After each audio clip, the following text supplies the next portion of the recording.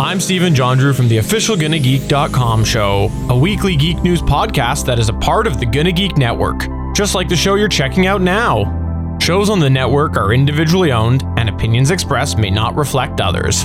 Find other awesome geeky shows at GonnaGeekNetwork.com.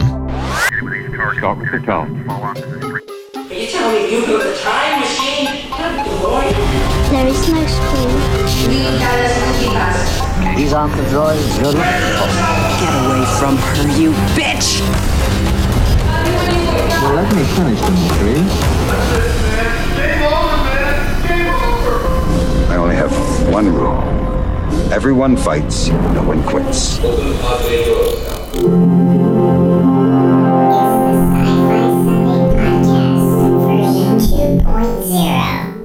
Welcome to another episode of Sci-Fi Sunday. I am Mike Peterson, co-hosting today with Teresa Dawson and David Dawson. Awesome. Trying something a little new. I figured I'll take a lead. I'm actually East Coast time right now. I'm 3 hours ahead of the guys. But we are here to review the next installment in our Star Wars podcast saga, Return of the Jedi. Yay! Yeah. Personally, it is my favorite Star Wars film. It wraps everything up very nicely, and I've always been a big fan of how things in stories end. Although, 30 years later, we actually have episode 79 coming out now. So, it continued. But I absolutely loved how Return started. And it is a very action-packed Star Wars film. We start with the crawl. And unfortunately, I don't have any. Dave, do you got notes on what the crawl says? Not really. I mean, at this point, I found myself kind of tuning out of the crawl anyway and just wanted to get into the story. Right. But basically, there's another Death Star, Yes.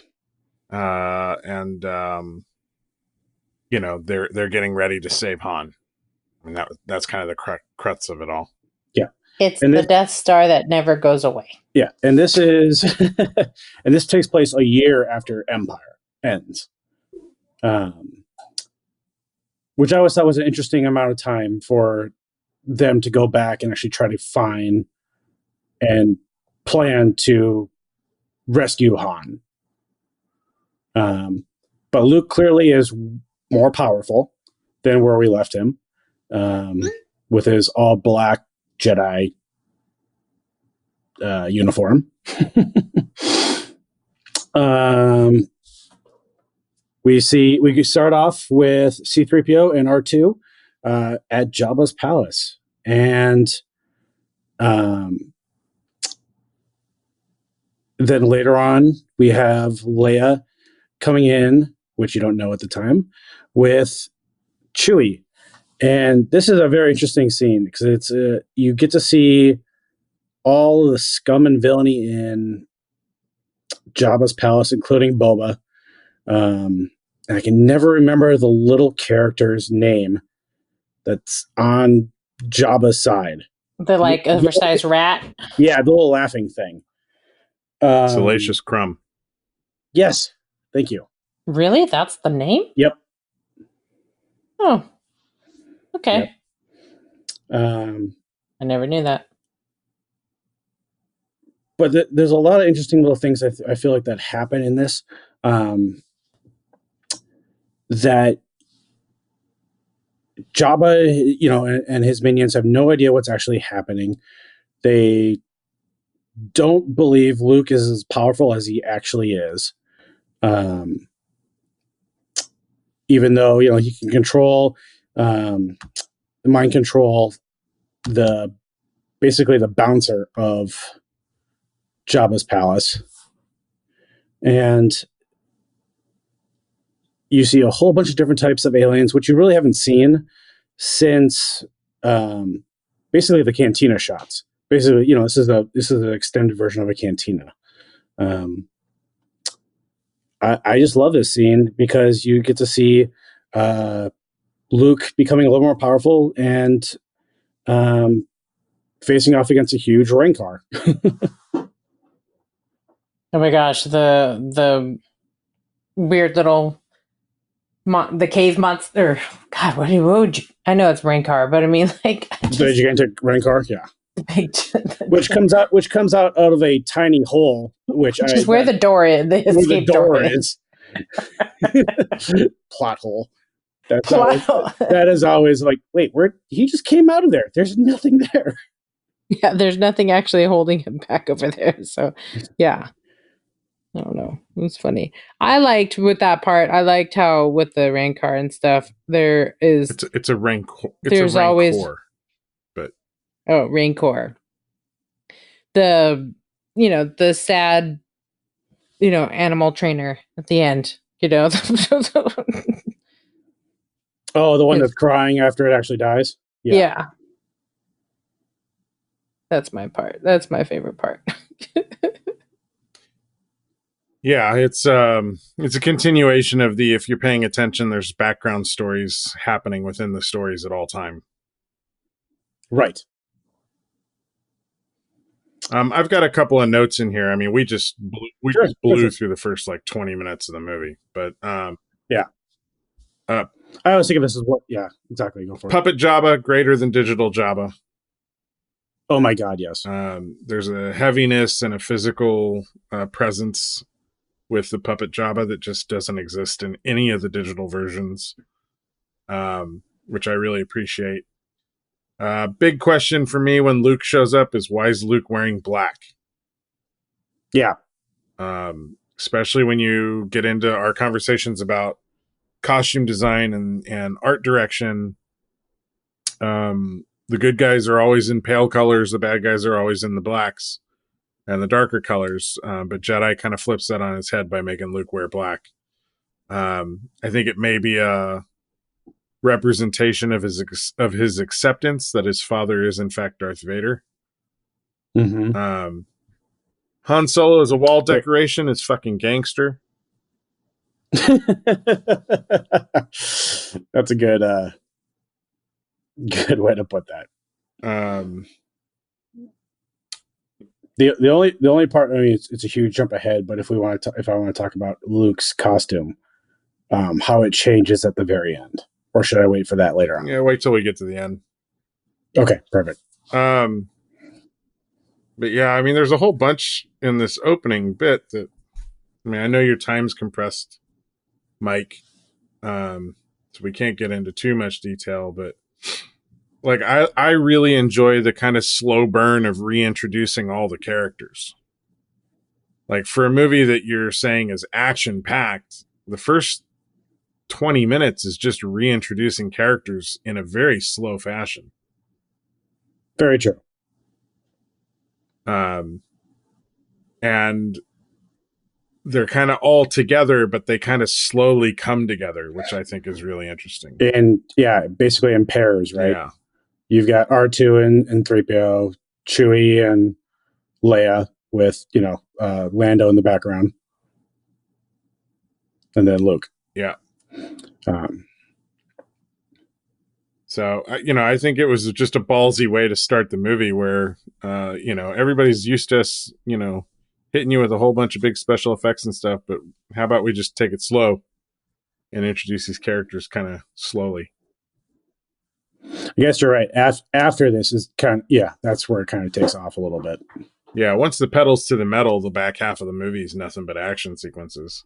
Right. So I find it enjoyable that it starts off with character beats. Mm-hmm. So, so go on.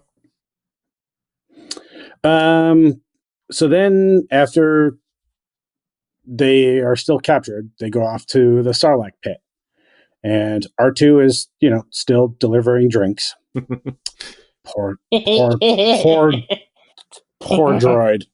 Still think he's the worst choice for drink serving. I know, seriously. He's got a round top. That can't be. Nothing about him says, "Oh, perfect for delivering drinks." Right. You know. Oh my God. Collecting your garbage when you're done with your appetizers. I could see him being useful for that, but but actually delivering drinks, I just always think that's weird. Yeah, I like how Solo can't see for this majority of the part, but then as we're getting on the in the dunes on the skiff, his vision's kind of slowly coming back, and I love the comment that him and Luke have. I think I'm beginning to see. And Luke's basically like, "There's nothing to see. Remember, I lived here." Yeah, he says, "You're going to die here. Convenient." Die here too. I think the Han having no vision thing really gives a couple of really great moments for that character, like that one, and then later when he's shooting to try and save Lando. And Lando's like, "Wait, I thought you can't see." He's like, "No, it's much better now." Doing much. Just to give that little comedic bit. Yeah. And then during the battle, you have the chump Boba Fett fall into the pit. Oh my God. So chump Boba Fett jumps from the big ship with his jetpack to go to the little ship to fire his laser. Yep. So why doesn't he just fire from the big ship? Why does he have to jetpack over there to shoot? I remember seeing this the first time going, okay, cool. We actually have to see Boba Fett in action. And that's what it was. And I was like, what just happened? And of course, they do the stupid Wilhelm scream as he's going down. He gets destroyed by a blind man accidentally hitting him. Yeah. With the back of the staff in the jetpack. Yeah. It's like the most chump way to, It's so funny. Yeah, but he's a very popular character. Mm-hmm. Because he looked so cool.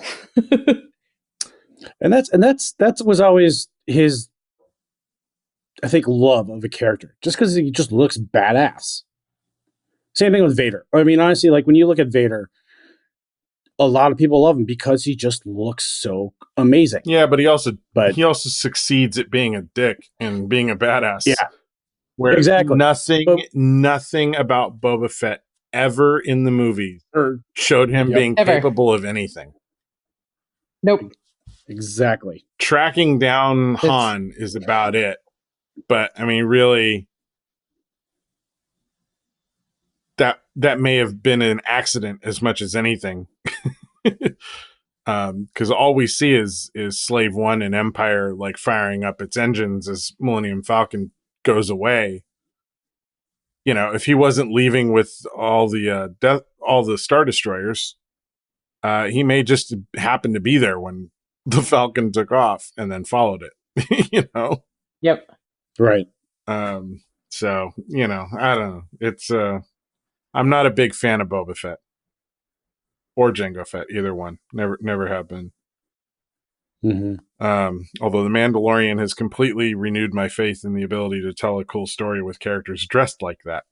But yeah, it's interesting. I've seen a couple different things about whether Jango and Boba were actually Mandalorians. Yeah. Yeah. But this is all after the fact stuff, right? Yeah. But they break lots of rules. I do think it was a beautiful intro to Luke's new green lightsaber, to have it pop out of R2's body and get slung out to him. Yep. Yeah. I remember when he first fired it up when I was a kid, and I watched that in the theater, and I was like, "Whoa, it's green!" Like the new color just was super exciting. And it's a little sexier than the one he got before, I think.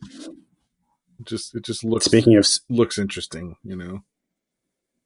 Speaking of sexier, we have Leia in her infamous costume. Slave Leia. Such a terrible name. I hate that. Well, I mean, that's what she was. She was a slave. Yep. I know. I hate the whole Slave Leia name. Like it just. Yep. No, absolutely, and it's exactly what she was. She's, I just don't like it being called that. Well, it was her. It was but her chance to finally dress like her mother. I mean, that, you know. Eh. But to your point, Teresa, this was not her choice to be dressed that way. So Yeah. Right. Yeah. But I love the fact that she's the one that kills Jabba, this tiny little girl, Yeah. choking out. my this notes say gigantic- Leia doesn't need rescuing. Right. Yep.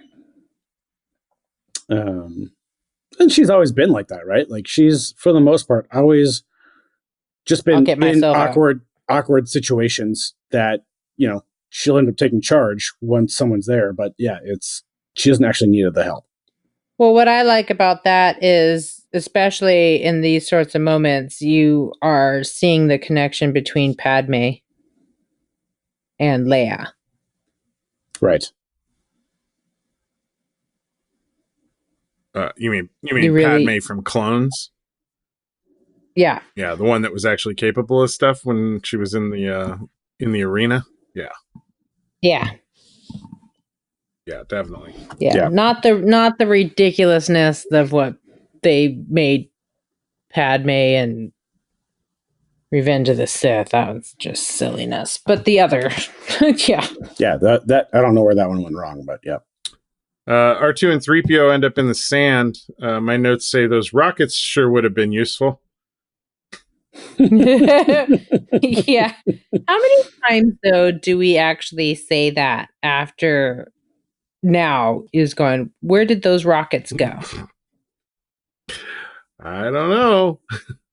And you know, he's an astromech droid, so of course he should have them. As he's flying around ships trying to repair them. Yeah. The difficulties of doing prequels. Right. But then you know, from here we have our split off of characters again. We have Luke. We also have our first chance to see Vader with the Emperor when the Emperor arrives to inspect the Death Star. Oh, I thought. Okay, never mind. That's right. That is before they actually split. And I find, even to this day, I still find it weird to see Vader wandering around as a lackey to an old cripple. Yeah. Yeah, I mean, I guess the prequels, I don't know. I guess for me, some of the prequels actually helped with that. In reality. Yeah, because the prequels come out obviously after. And after when Revenge of the Sith happens, you understand that basically Anakin has thrown everything away just to follow Palpatine. Yeah. Step. Yeah, literally stepping, behind him, following him off to the side, literally following. Yeah. Yeah. Yeah. But I do remember back when the originals came, first time I saw the originals and stuff, I always thought it was interesting that the one character that you saw the last couple movies that was the big baddie is, actually, following orders and just following behind a old, wrinkly, crippled man. Yeah, well, I mean, it's a weird thing, too, because Anakin was never good at following orders and being told what to do, but Vader does exactly what he's told to do. Right. So it's always a relationship I found strained to believe. You have to wonder if maybe the psyche of it all is because he was led to believe at the certain moments, that he killed Padme and all sorts of stuff, that maybe him now realizing that never following what he was told to do was his problem. So now he's going to follow what he's told to do. Because clearly if he keeps not doing that, things keep going wrong. Well, except, I mean, he basically has nothing to live for now anyway. So I don't know that I would believe that would be his mindset. If it's anything, I think his soul's been crushed, and it's kind of like whatever. It's a good point.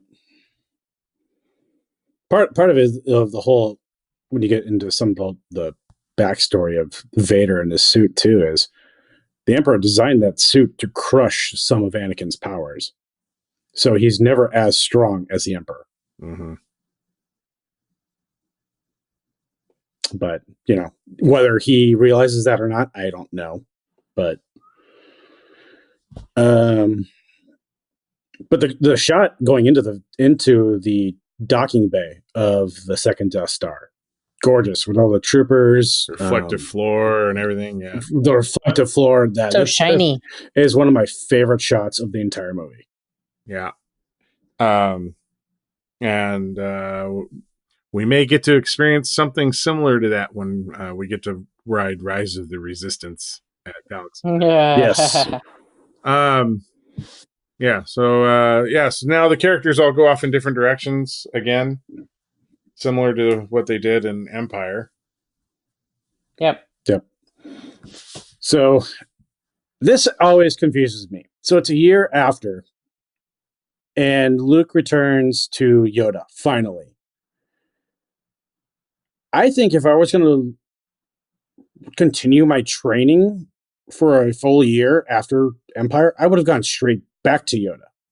So clearly he went somewhere else, and that's never really talked about. But I'm like, Well, does it mean that it's been a full year? I mean, he could have gone back and then left again to go do the stuff. Where else did he learn all the other things? It's confusing because he tells R2 he's got a promise to keep with an old friend, which the last time we got to see him visit Yoda, for the first time as well, when he left, he says, "I'll come back, I promise." So it implies that he's never gone back. And he's finally asking the question about Vader being the father, which you think would have come up a lot sooner. Comes right away. Yeah. So I don't know. I just chalk it up to shitty writing, which, you know, my opinion on George Lucas's writing has been more than stated on this program. But, you know, it's a big hole. And when he left, you know, it's important that you continue your training. Not ready for this, or you blah, blah, blah, blah, blah. And then no further training do you require. A Jedi you've become. You know, it's like, whoa. How did he suddenly become a Jedi? Is it just because there's no other option? You have to call him that because we're out of time, you know? And this gets back to a lot of my complaints with people saying that Luke Skywalker is the most powerful Jedi ever, blah, blah, blah, blah, blah. I mean, that's all a bunch of fangirling bullshit. That's hoopla. You know? He's a completely inadequately trained Padawan at best. Right. I don't know how you could ever classify Luke Skywalker as we see him here as being a true Jedi Master or a true, full-fledged Jedi Knight to begin with. He hasn't had any training whatsoever. And even if he did train with Yoda for that year, if he did go back and train with him for that year and left to go take care of Han and then came back, it's still just a year of training. And we've seen the intensity of true Jedi taken at young ages, trained through their childhood, trained through their teen years, still training well into their young adult years before they ever get the classification of knight, you know? Yep. And it was one of Anakin's big beefs that they weren't granting him the title of knight or master fast enough. And he started his training late, you know? And Luke was even older. Luke was already, you know, way older before he ever even knew anything about a Jedi Knight, you know, let alone started training to be one. And it's only been at best a couple of years since he left Tatooine. You know, you're still not talking about any sort of substantial amount of training to become truly masterful at anything. You can't do it in a year. You can't do it in 2 years. Nope. You know, being a master at something takes years and years and years of dedicated training to become. So, I don't know. I like that Luke becomes a Jedi in this, and in the end, he does the thing at the end that his own father really couldn't do. But you know, the world has a Jedi, yes, in name, but I don't think they have that the galaxy has a true Jedi at the end of this movie. That's just my take. Oh, I agree. Absolutely. I think I said this on one. I think it was when we did the episode 4 one. I'm like, Luke has had the unfortunate problem of getting a mentor that dies like Quickly after, almost instantly. Yeah, so he never gets a full teacher. Sure, Obi-Wan kind of helps him as a ghost here and there, and maybe that's who he actually ended up training with, which he didn't know until after the prequels. And even Clone Wars Rebels, but yeah, he's just never had the proper training, and then you don't know until Force Awakens that he finally just goes off just to try to find any sort of books, teaching, whatever he can actually find to actually train. Yeah. And by that point, it's been 25 years of the Empire trying to wipe out all traces of the Jedi. So finding what he could find was difficult. Yep. But we need to keep moving if we're gonna get you done, Mike. Sure. Well, I will say the passing of Yoda was very sad, and the puppetry that they did, the work that they did for that was spectacular. Yes, the puppetry of Yoda in the original trilogy is superb. Oh yeah, those were the top of the game for that one. Yep. And then right before he dies, he says there is another Skywalker. He leaves Yoda's hut, and there is Ghost Obi. And through their conversation, Luke realizes that Leia is his sister. Which, so do you wonder if Ghost Obi has been trying to teach him some over the year? It's possible.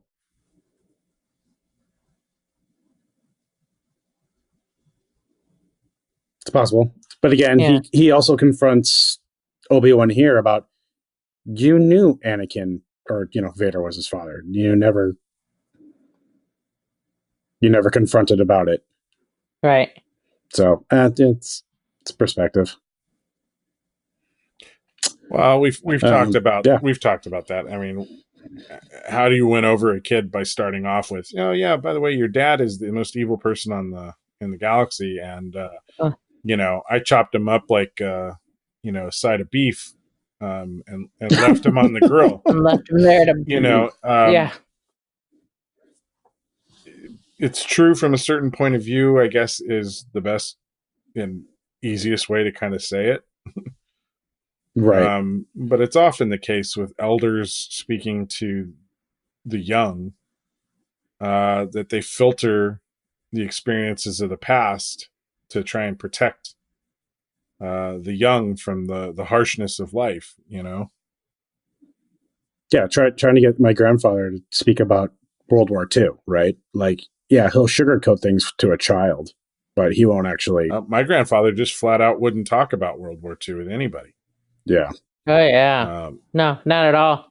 It took forever before I got anything out of him. Well, and he really didn't talk about it, even when he would say a little bit. It wasn't anything of substance. I later went on to find out that he served in the Alaskan Islands, fighting the Japanese, and that was some of the most brutal and terrifying fighting that was done in World War II. Was those battles with the Japanese up on the Alaskan Islands, and it's not something you talk about. So the older I get, the more I understand the Obi-Wan standpoint on that. and Yes. appreciate the storytelling from that perspective of, elders tell you the truth, but always the truth through their own filter on what makes it easier for them to stomach and what they feel will make it easier for you to be able to deal with. Yeah. Yep. So then we have the rest of the team meeting up and discussing new Death Star stolen plans. This is when we get introduced to Mon Mothma and Admiral Akbar. Yep. And General Nadine. A lot of heroes of the rebellion. Yep, absolutely. And especially like Mon Mothma, her character is so much in the extended universe, in video games and in the books and everything. You really understand where she comes from in this. And then, she has small parts in Rogue One. Was it called Rogue One in the animated series? And she's in a lot of Star Wars Rebels. Because that's the early days of the forming of the rebellion. So, and she's a huge part of the Leia books. So all the Leia novels always have a lot of Mon Mothma in them, because their relationship is one of friends who sometimes are adversaries, politically speaking, and always interesting when the two of them interact in the novels. Cool.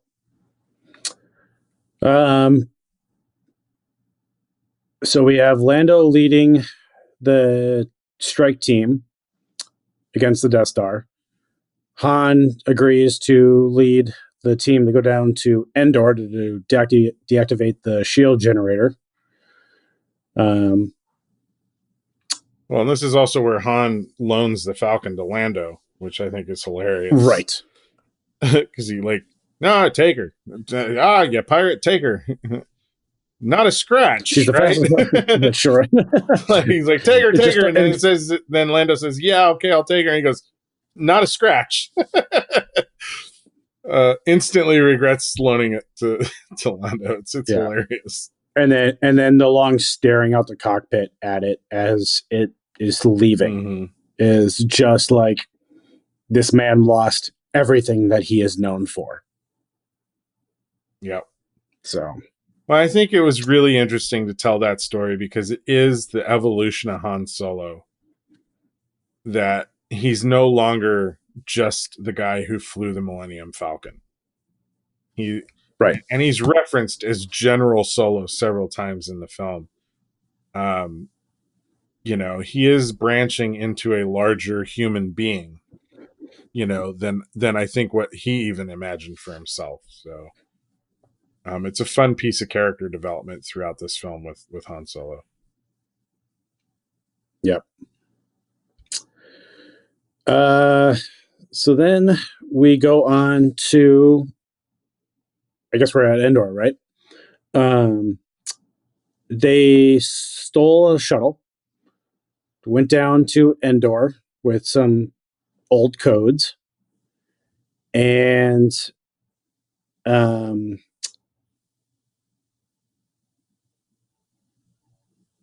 what happened? The team follows the first speeder bikes. That's what it is. Right, the speeder bikes. I've always loved the speeder bikes. Each episode, right? You have like a cool vehicle that each it's known for. Land speeders, X-wings, and TIE fighters. In the first episode. Second, you had the snow speeders, in my opinion, the AT-ATs, and the AT-ATs. And then this one, it's the speeder bikes and the AT-STs. But that was motorcycles with serious speed zipping through tight forests was awesome. It was cool, but why did he not use his lightsaber more frequently when they're just up next to the troopers on the... Anybody? While they're speeding next to each other? Yeah. Because Luke's not a Jedi. I mean, he He finally did, but like, Like, oh yeah, it's on I like have a trooper number. lightsaber. I have a lightsaber. Let me turn this on. And like, wait a minute, what's wrong with you? You know, like could have been done much faster. Well, I think that's always the danger of having a character who's too powerful. Is it creates plot holes when you have to have them struggle against something because the struggle doesn't make sense. Right. And actually, the Russo brothers talked about that quite a bit when they were talking about making Infinity War. Is how do you make Thanos seem vulnerable to anything these characters can throw at him?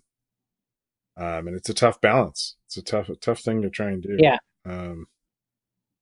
So, yeah. And the vulnerability. But in terms of the vulnerability. Go ahead, Mike. Sorry, go ahead. The vulnerability is the fact that they've split up at this point. Also. So you have Luke and Leia on the speeder bikes, and Han and the rest of the group is back at the door. Shield. Yep. Yeah. So anyway, they get totally split up, and we get introduced to Wicket. The Ewoks. Dave, what is your opinion on Ewoks? So there was a great episode of How I Met Your Mother where they talked about the division between fandom. If you were, I remember this. Oh my God, I remember this episode. I believe it was born prior to 1979. The Ewoks are a ridiculous teddy bear that doesn't exist and shouldn't exist in the Star Wars universe. If you were born after 1979, you love the Ewoks. Yep, it's true though. It is totally true. It's. So I mean, I was how old you were when that movie came out. So. Yeah, so in the special editions, that was 2000, maybe 2001. So I would have been 13 to 15. So I thought they were great. I liked them, but again, but it is totally down to an age thing. Yeah, a lot of it. Yeah. But but that's the thing though. A lot of Star Wars, and we talked about this several times between prequels, originals, the newest version. You know, it's like it all depends on what age you are. Yeah, your appreciation of Star Wars definitely is affected by your particular point of view. Absolutely. See what I did there? I did. Mm-hmm. Yuck. So Wicket brings Leia to the Ewok village, and the other characters are kidnapped in a trap that Wookiee smells food, and R2 uses his so trusty Swiss Army knife to get them out of that. And they're all introduced to the Ewoks, and all of a sudden you have a god C-3PO.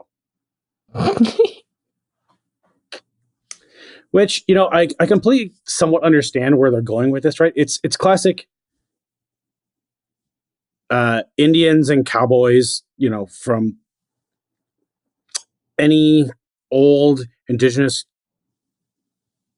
group that's never seen outsiders, really, that have way more powerful technology.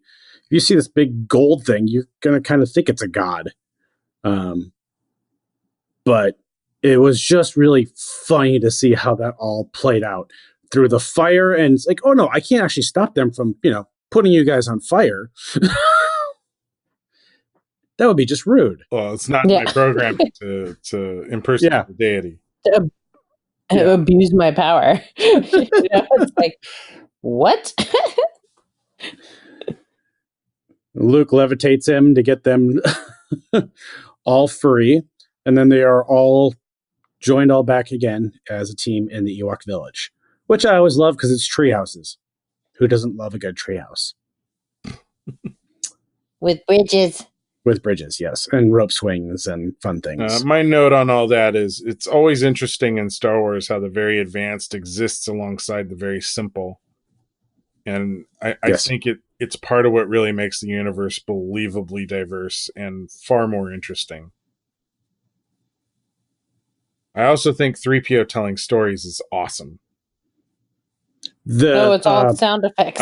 That was but awesome. I think it's awesome because in A New Hope, he says he's not very good at telling stories. But here he's telling a story, and I think it really shows 3PO's growth since A New Hope, because he didn't think he was very good at telling stories, and there wouldn't be much to tell anyway. But here we are a few years later, and he's now himself a bit of a war veteran, and he has his stories to tell. Completely. And I love everyone's, just sitting there watching and just taking it all back. And you can see from the main characters too, that they're like, man, we have been through some shit. Right. And this is also when Luke wanders off alone, which, yep. Of all the character moments and all the movies, Luke wandering off alone from a party is where I feel the most connected to any character in any of the movies. Because that's me, man. I wander off and get lost in my own emotional situation, and wander away from the group in those situations too. And I think Luke doesn't really feel like he belongs, not necessarily, because he's kind of like the single magic being amongst his friends, and his training situation is always alone. It's him and Yoda, it's him and Obi-Wan, and the rest of them aren't part of that, And I think there's a solitude that Luke feels all the time. And that was one thing that was expanded on in the expanded universe, was that whole idea that Luke felt alone a lot of the time. And when we get to Last Jedi, it'll be one of the points that I make there is Luke feels alone, and it's really apparent in this scene when he wanders off. Now Leia follows him and they have a conversation, but if she hadn't followed him, Luke would have just been out there by himself all night. Yep. It's that classic weight on the shoulders of the hero, right? Where everything is on their shoulders. Sure, there's other stuff going on, but it's really, it's the hero's burden. Yeah. Yep. And Leia confronts him about Vader, and then this is where Luke mentions that she is his sister. I think this is which throws her. I think some of the best acting between Mark and Carrie too of the entire series. Yeah. Yeah. So. Yeah, and the just ignore Vader and just stay. That was some of the best stuff that I thought Leia was talking about. She understands, but at the same time, she doesn't. What Luke has fully had to gone through, and why he actually needs to face Vader. Well, in the end, she wasn't in the Force cave with him. Right. She hasn't had that experience. She hasn't had the time to let that settle in, Yeah, he has to face his destiny. Yeah.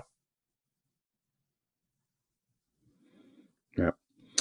So they split, and Luke just surrenders himself to Vader, and Vader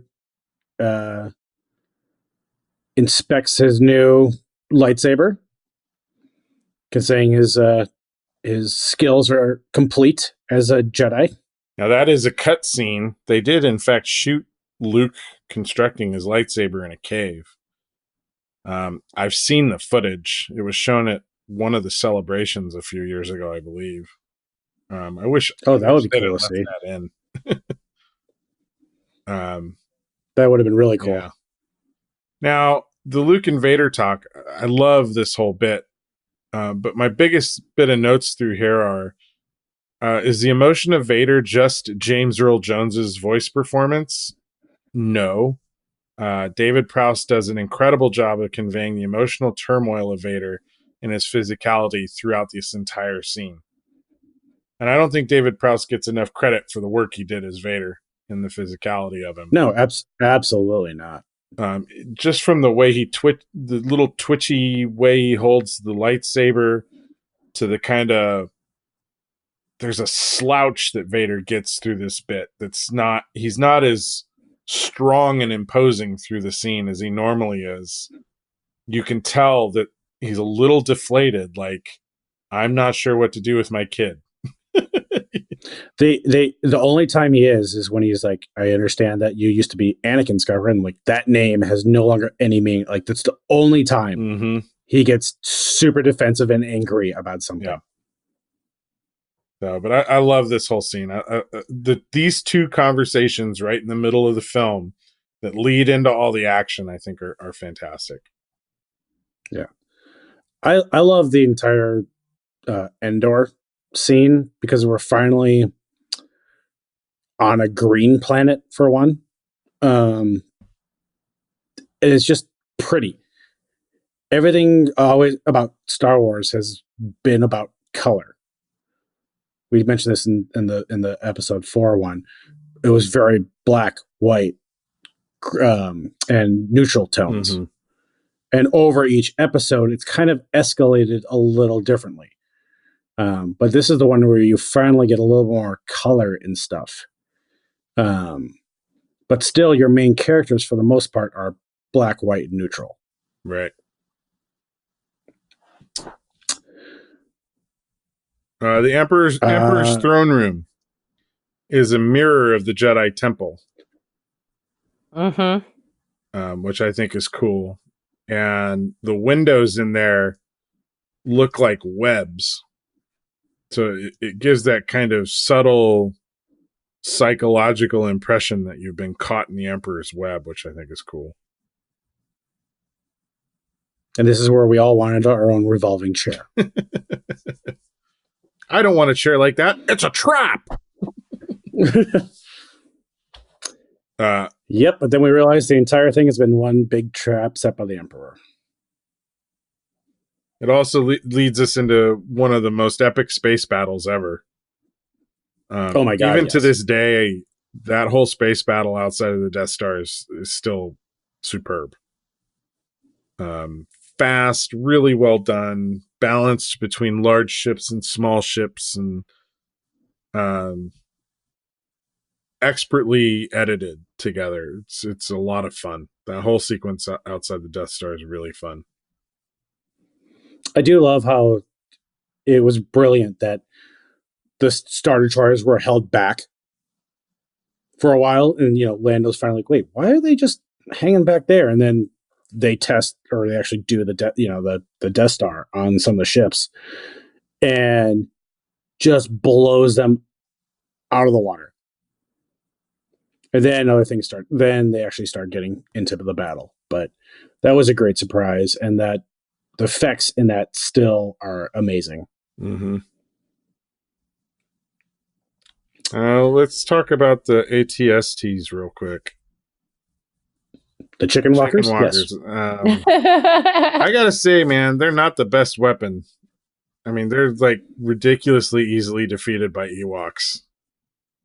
and then most recently by krill farmers in The Mandalorian. So I mean, I know they look badass. They're well stocked with weapons, but they're kind of like the Boba Fett of the walkers in the Empire. Not very effective in the end. I loved in Revenge of the Sith, you have basically the step before that, where you had I don't know what they were actually called in Revenge of the Sith, but you saw them on Kashyyyk, and you have the stormtroopers just basically on a ride, but you have the legs of it, and they were fast. Like, that was actually kind of a cool idea. But yeah, the wobbly legs and the not well balanced war machine was kind of a badass looking, but not thoroughly thought of. Yeah.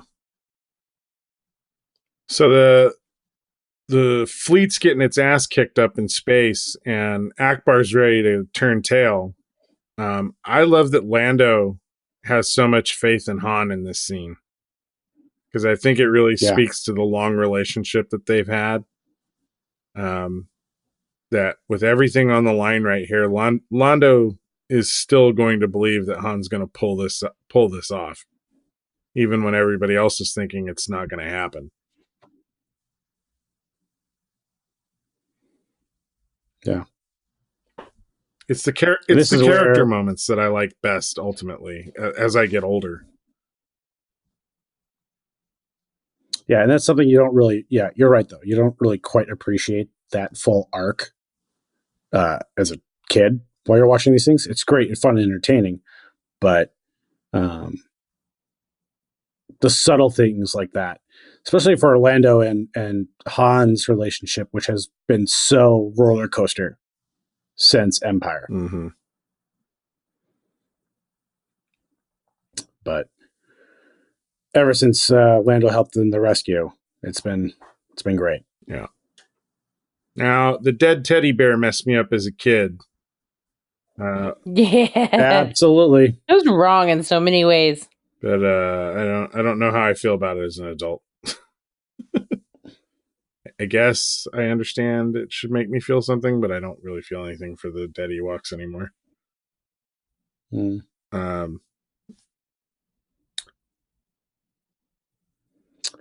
Vader and Luke's battle.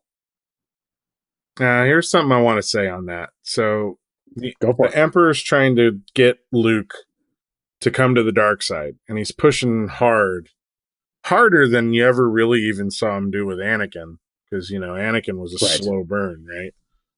But he's pushing Luke super hard to attack him. Take this saber and strike me down, And Luke does, in fact, eventually take the lightsaber, but I don't know if you've ever noticed, based on the way he grabs it and the direction he swings in his backswing, he doesn't swing it towards the Emperor. He engages his father in battle.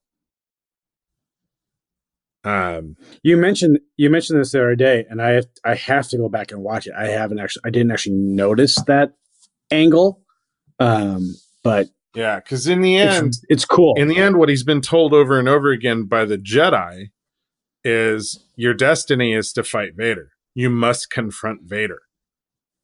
They never told him he had to do anything about Palpatine. They always told him you have to confront Vader. Vader's the person you have to confront. They kept saying that to him over and over again. They never told him he had to kill Vader. Right?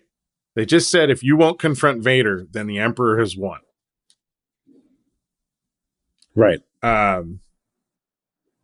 Which, I've only gathered this much insight on this stuff as I've gotten older, But he does essentially attack Darth Vader in this scene.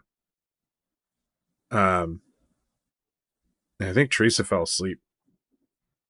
No. But yeah, so that starts the battle between the two of them, which is what they were destined to do. Father and son battling. In that classic dark shadows where really you can only see the blades. A little bit of backlighting, the blades. Yeah. Now, what I think is interesting is the emotional weight of this whole scene, where Vader also is trying to turn Luke to the dark side. But is he trying to turn Luke to the dark side because he really wants Luke to be on the dark side, or just because he wants to connect with his son? Right. And Vader at this point maybe just doesn't see any way out of what he's been living for the last 20 something years,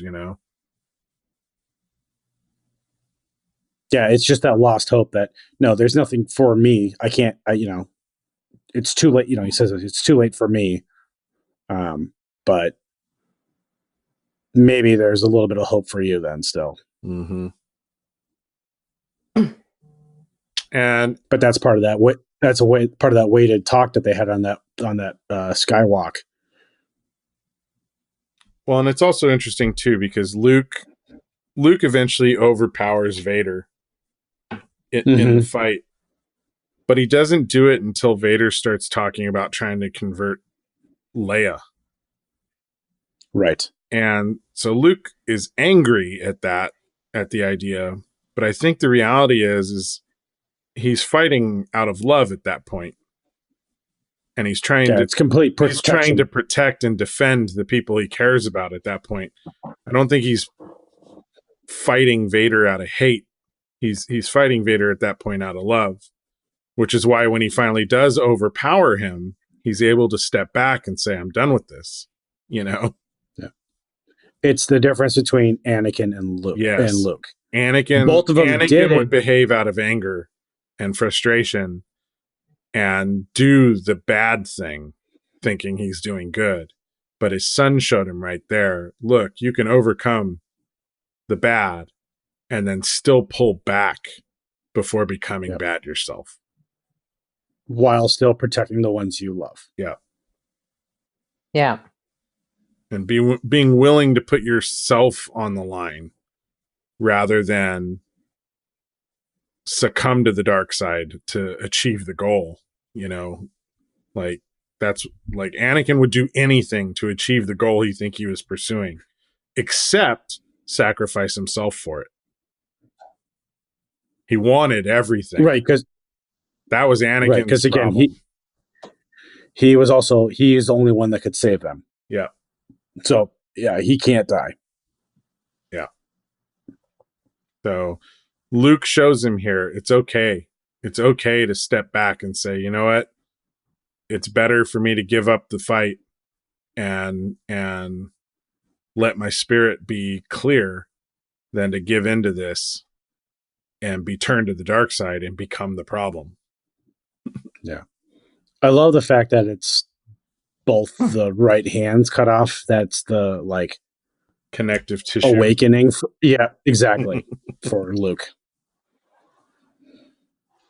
Symbolism. I also think that Vader's turn in this sequence is way more believable than his turn to becoming a Sith was at the end of Revenge of the Sith. His turn to the light side here, I think, was done much, much more believably. Minus the added no that they added in the Disney. Yeah, I got my notes here. I got my notes here. No, Lucas tries one last time to make his mistakes fit into the whole thing. When was that added? Is it in my Blu-ray copy? I'm like, both you and I are like, wait, did we just hear that right? Yeah. As a kid, the unmasking of Vader was a big letdown for me. As an adult, Yeah, he was this pudgy face. yeah. And as an adult, I feel like David Prowse should have been given the chance to be seen in this sequence. The guy certainly put in the time in the suit.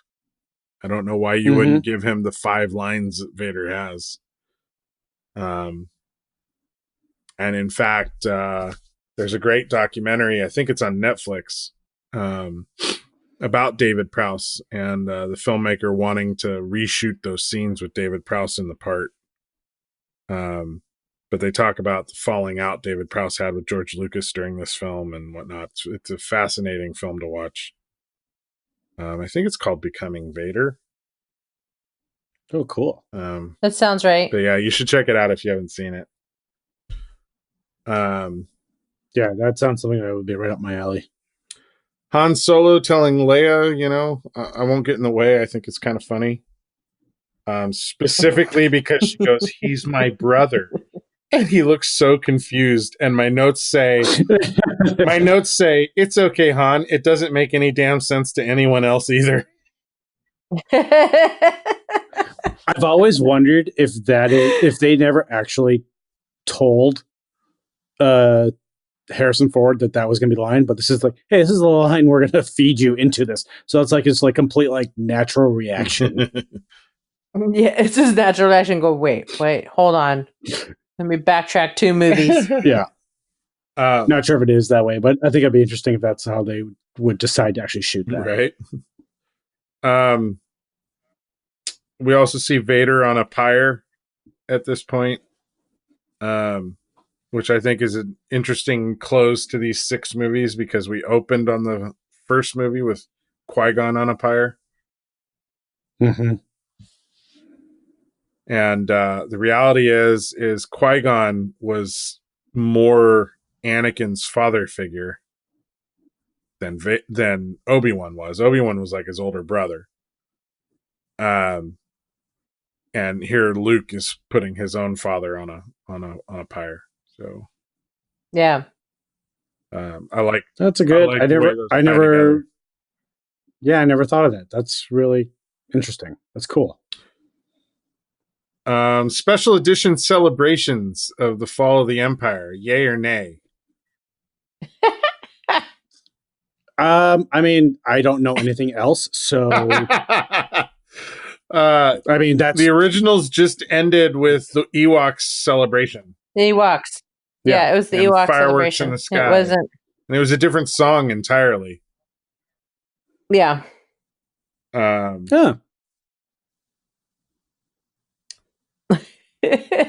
I don't know. I like it either way. I enjoyed it as a kid the way it originally was, and I kind of like the big celebrations in the current versions.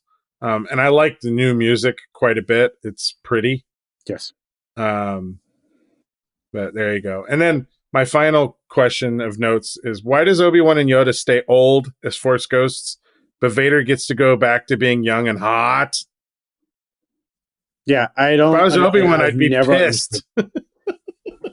Again, another robbing of Prowse, right? Whoever. Well, I mean, at this point, it's a robbing of Sebastian Stan because now Sebastian Stan's that's right. pulled out of the end. But I mean, it's not like. Here's my question: is like, Luke doesn't even know what Anakin Skywalker looks like outside of the beat up old man that he saw when the mask came off. So, like. Yeah. Those 3 ghosts show up, and Luke's like, "Who's the young kid?" Who's the young kid with the long hair and stuff? Right? Who still just looks angry? I mean, that's all I saw. Is like he still just looks angry. What's going on? Yeah, when they changed that, I was like, "What? Just that makes no goddamn sense." Yeah. So.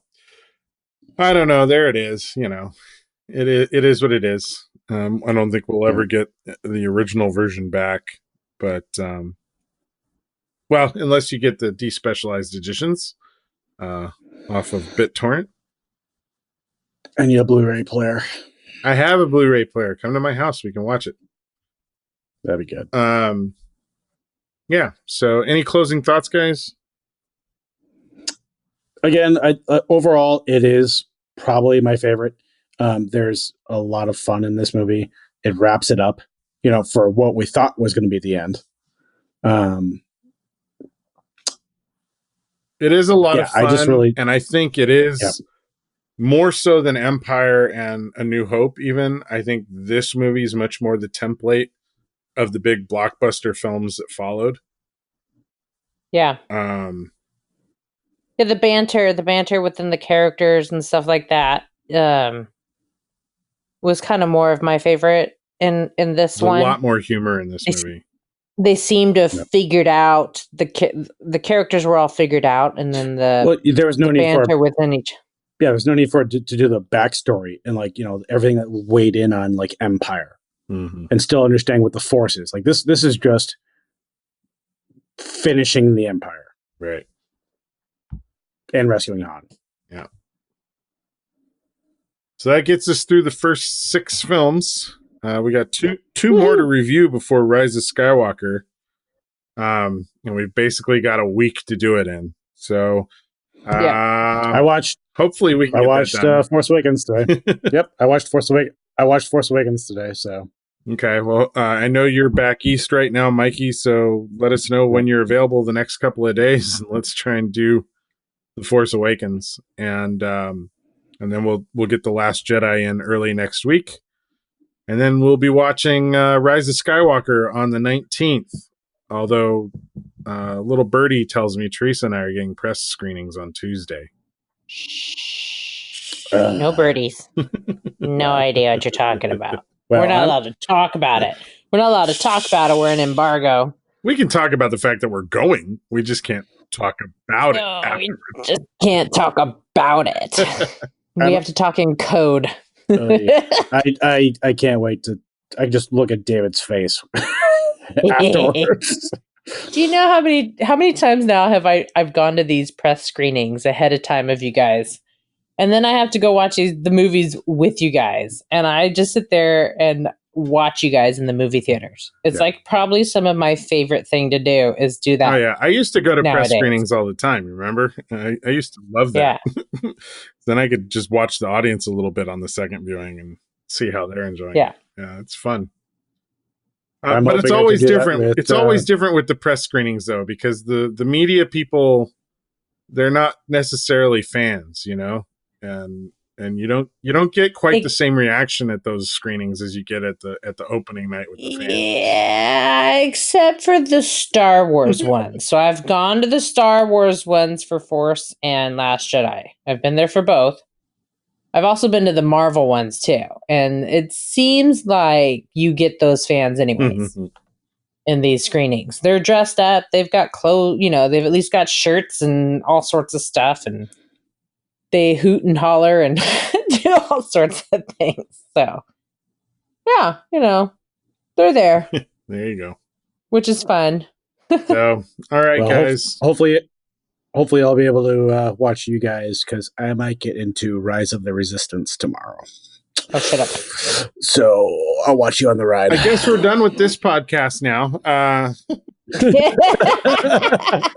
It was so nice having this conversation. The guy over there on the East Coast needs to just go to bed now. Shush, shush. I do. Shoo, shoo. All right, guys. Shoo, shoo. Thanks for joining in from the East Coast, Mikey. I know how difficult that can be. Believe me. It's no worries, buddy. I want to make it happen. All right, Teresa, thanks for joining in again too. Absolutely. I'll see you guys again in a couple of days for The Force Awakens. Perfect. I should also mention, going into The Force Awakens, Star Wars: The Toys Awaken will be dropping on YouTube sometime in, I think, the next week or so. So, sweet. I will be sure to let everybody know, and you can watch a Star Wars movie online where I am voicing Yoda, which is kind of fun. So, it's awesome. Until next time, this is Sci-Fi Sunday crew. Thank you all, and may the Force be with you.